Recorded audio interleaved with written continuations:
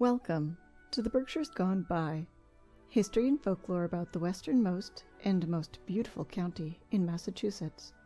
I'm your host, Brooke.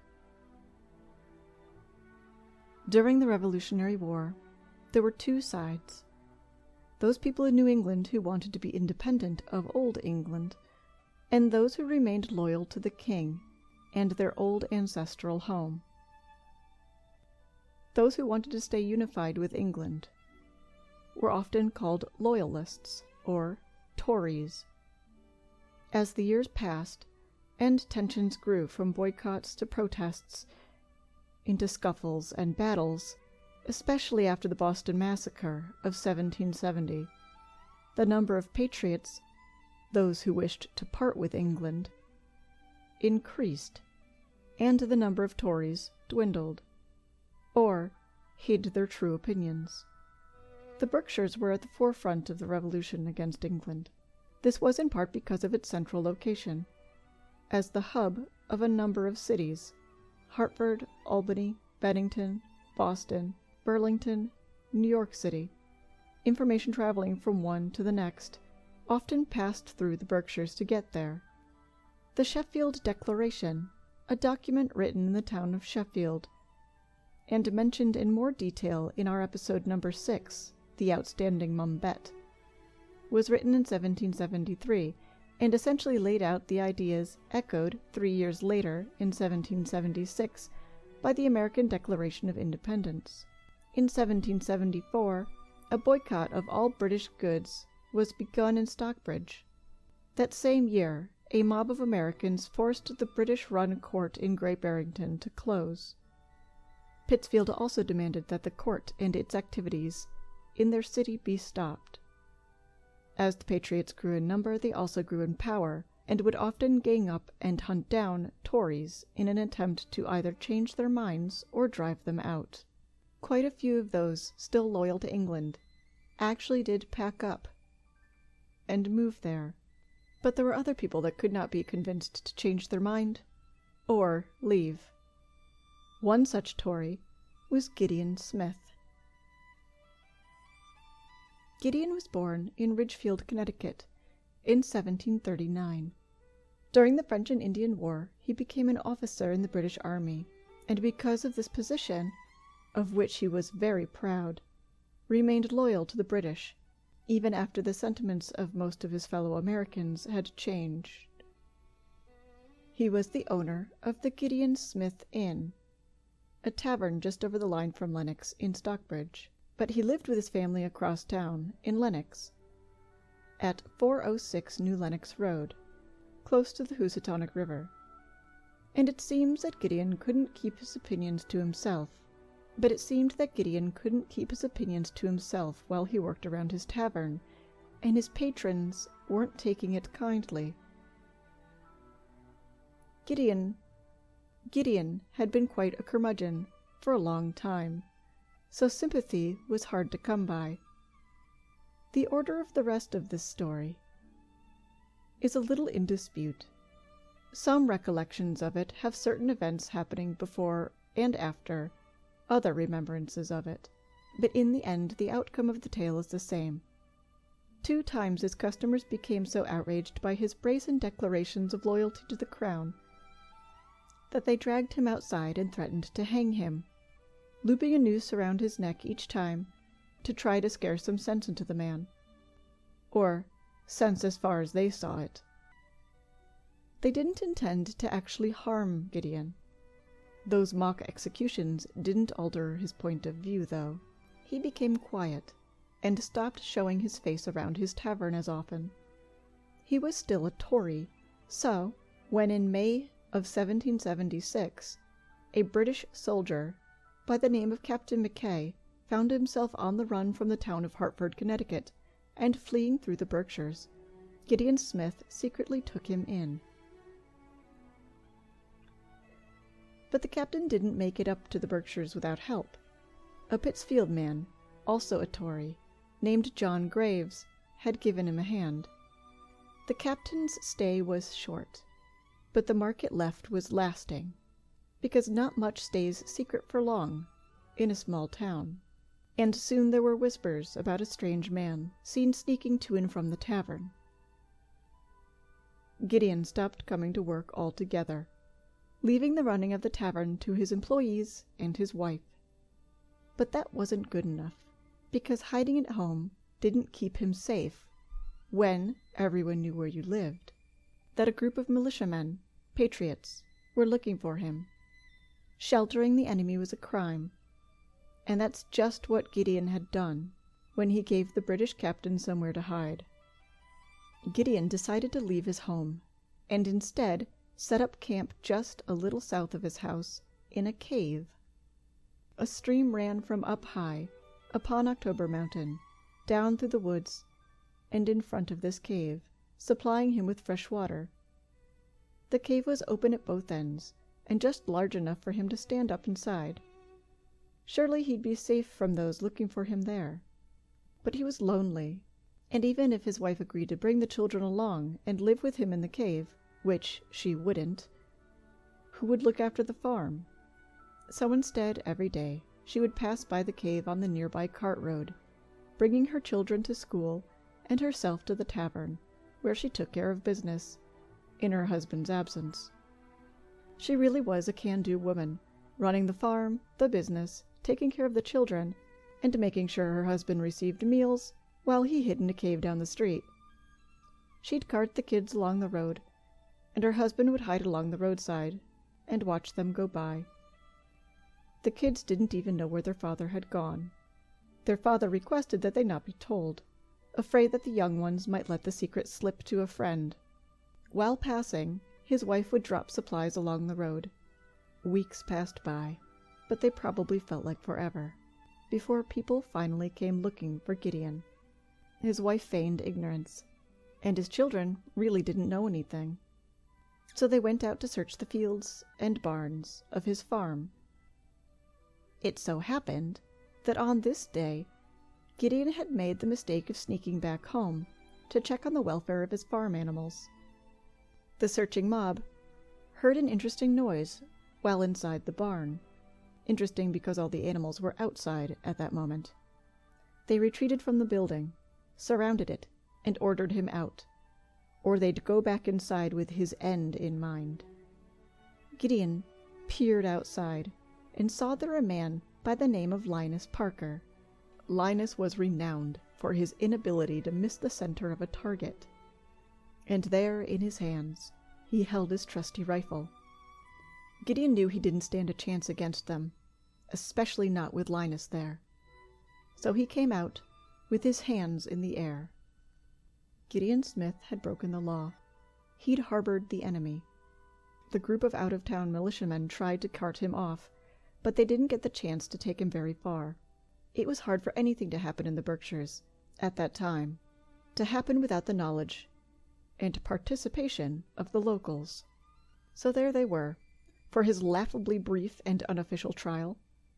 The hurried construction of a makeshift gallows, essentially a rope across a tree branch, and his marching to it. The out-of-towners who were there to prosecute and execute him for his crimes thought that they were on one mission, but the locals, they warped it into something else. For as they walked Gideon up to the noose and pulled it over his head, the locals, those he'd known for years, kept telling him to rethink his loyalties. Over and over they demanded, but he fretted and shuffled his feet.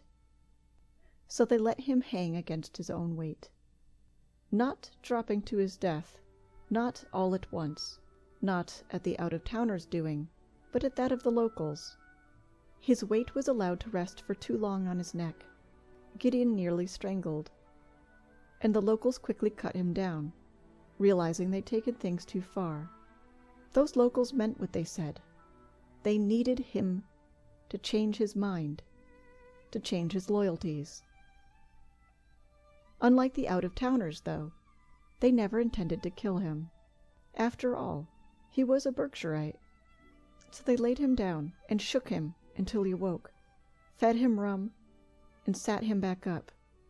And as Gideon struggled to breathe, a deep-set fear bloomed in his heart.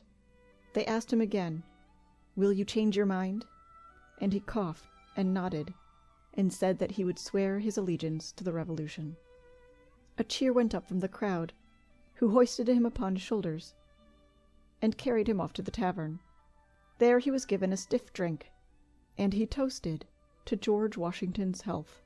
It is said that at about this time he was heard to state, "It's a hard way to make wigs, but it'll do." Right then and there, he'd become a patriot. I wouldn't call it a fair conversion, but he did it nonetheless. And he stuck to it, earning his friends back, and earning the respect of the community. He later asked Linus Parker, who he'd had a good rapport with even long before his conversion, if Linus would have really shot him that day in the barn. "As quickly as I ever shot a deer," Linus told him. Gideon lived a long life, not passing into the next one until the age of 98. His son would fight in the Revolutionary War, and Gideon's Tavern operated for many years after his death. Eventually that location became the stunning Wheatley Hotel and Restaurant, and a nearby road is named in his honor, along Hawthorne Road, not far from the site of his tavern, and the current Wheatley. Tucked away on a hill, and along a sharp turn that makes it easy to miss, sits a small cemetery. It had been on Gideon's land, but he made sure to add it to the deed before it was sold, that the little cemetery should be preserved forever. You see, the rough Gideon Smith had a soft spot for this place. It's where his cherished little daughter was laid to rest. But it's not where Gideon ended up. He was buried at the church on the hill in Lenox. The cave he hid in was from then on known as Tory Cave, though in the year 1900, the inner chamber caved in. It's still possible to stand in the entrance today, but no longer possible to walk through. In 1976, the staying power of his story was proven again, when a float depicting his hiding place, his family, and himself was part of the bicentennial parade. This episode doesn't mean to say that every Tory was a bristling old man who'd rather hide in a cave than stand proudly for what he believes in, only to forego those loyalties when threatened. No, indeed. Because then there's the tale of Nathan Jackson, a loyal Tory from the town of Tyringham. Nathan didn't start fights about who was right and who was wrong, but he also didn't hide whose side he was on if asked. Nathan was so kind and so neighborly that no one seemed to fault him for it. It wasn't until a real war seemed looming that local patriot authorities decided that he couldn't be left to spread his heartwarming sort of loyalty to the crown to others. He was so darn nice about what he believed that it seemed his ideas might become infectious. So he was charged with treason, and was to wait for his trial locked in the old Great Barrington jail. But the trial was delayed for weeks, and Nathan became bored. It wasn't like he couldn't break free. The old jail was in a terrible state. It would have been easy for him to slip out and take off. But instead, he asked the sheriff if he might leave during the day, do his usual work, and come right back to spend the night in his cell. The sheriff agreed. And so from then on, Nathan would leave the jail every morning, tend to his work, and as the sun set, returned to his cell to settle in for the night. Finally, the day for his trial arrived. But the sheriff complained about the weather, the long journey, and his backlog of work. And he also just didn't want his new friend to have to go. He knew the punishment he would face. But Nathan wouldn't forego his fate. He also didn't want to inconvenience the sheriff. So he offered to make the journey unsupervised. He promised not to waver from the route and to arrive as scheduled. So the sheriff let him go on his own. With a heavy heart they said their goodbyes. If Nathan was found guilty of treason, as it was certain he would be, for his deep-set honesty wouldn't allow him to deny it, he would be executed. Nathan took only a few small meals for the trip, and was off on foot. The journey was long and cold. In those days the roads were rough. Walking there would take an entire day, without rest, if not a little more. Along his journey, a carriage came up beside him, and the man offered him a ride. Nathan accepted, and the two traveled together and got to talking. It was then that Nathan told the other man all about the ordeal he was facing and where he was going. After some time they reached the point at which the roads parted, and Nathan said goodbye to the man who was journeying all the way to Boston, and continued on his path to Springfield. When he reached the city, he went straight to the authorities and turned himself in, unaccompanied, to their great surprise. His trial took place, and as expected, he was indeed found guilty. His punishment would, of course, be death. As was formal procedure in such cases of execution, a petition of pardon was sent to the Honorable Council, the highest court in the state, for consideration, though these petitions were rarely granted in the case of treason, as it was disrespectful to the local courts. In the Honorable Council chamber, the petition for Nathan Jackson's pardon was read, and it was asked if anybody thought he should be freed. The point was made that poor Nathan was so obviously guilty of the charge that if they were to forgive him of his crime, they'd have to forgive everyone charged with the same. Then one of their number stood up and began to tell a story. He was the Honorable Mr. Edwards. He relayed the story of his trip from the other end of the state a while before, and how he'd given a ride to a man on his way to Springfield, how the man had traveled there on his own, for his own trial, and how he had loyally returned to his cell every day after being allowed to work. Not only did Mr. Edwards have this story to tell, but he'd sent back to Great Barrington to see if it was true, and had a letter from the sheriff there stating that it was. A hush fell over the group. How could they not respect such honorable actions, such trustworthiness, despite where his allegiance lied? How could they not respect such bravery? It was unanimously agreed that Nathan Jackson would be freed as soon as possible, and granted a complete pardon. Nathan returned to Tyringham, free and forgiven, and lived his life peacefully there. And that's the tale of two Tories, two very different men, with very different reactions to a quickly changing land. This has been The Berkshires Gone By, created, written, directed, and read by myself, Brooke Grenier, and co-produced by Deanna Garner. You can follow us on Instagram, Twitter, and find us on Facebook, where you can see images and more information related to our topics. You can also find episodes on Facebook, on YouTube, or visit our website at www.theberkshiresgoneby.com. We hope you'll join us for our next episode. Thanks for listening.